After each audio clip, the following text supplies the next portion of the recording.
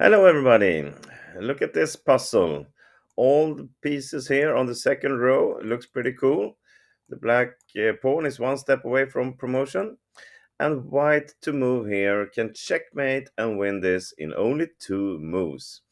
And of course, you do as you always do, pause the video, see if you can find this solution on your own, and when you return, I will show you how it goes. Go ahead. And welcome back.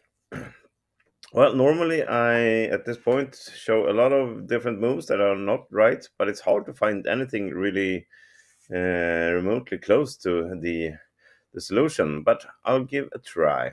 So, of course, moving our king or the bishop is just pointless. It doesn't give us anything.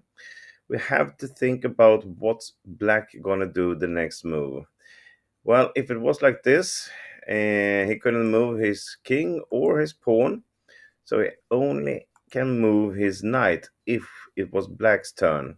And if the black knight moves, well, then we could checkmate with the queen to d3. But of course, the queen cannot come from g2 to d3 in one move. So the question is, how are we getting there in two moves? Well, if we do something like queen g6, well, then we don't have the pin on this pawn anymore, so it can simply promote, and we don't have any checkmate left. It's actually not even winning for white. So we cannot do that. Okay. Then we think about if we leave the pin and black promotes to a queen, then we actually have a checkmate here on e3 also with a queen. So maybe we can play queen g3. If the knight moves, there's a checkmate here. And if the pawn promotes to a queen, well, there's a checkmate here. So is this the right solution? Well, it's actually not.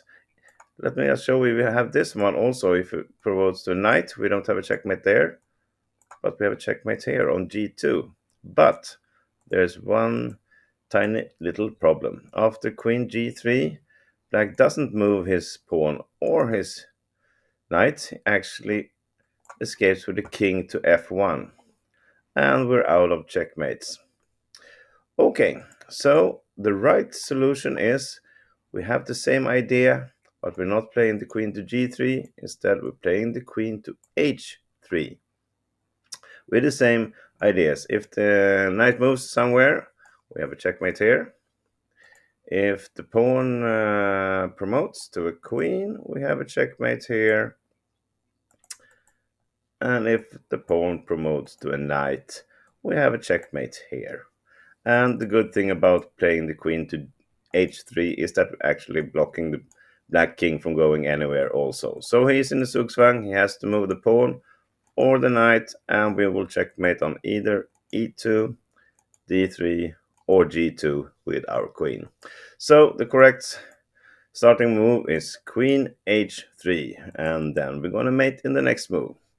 So it's not maybe the hardest puzzle I posted, but it's a pretty one, and I hope you enjoyed it.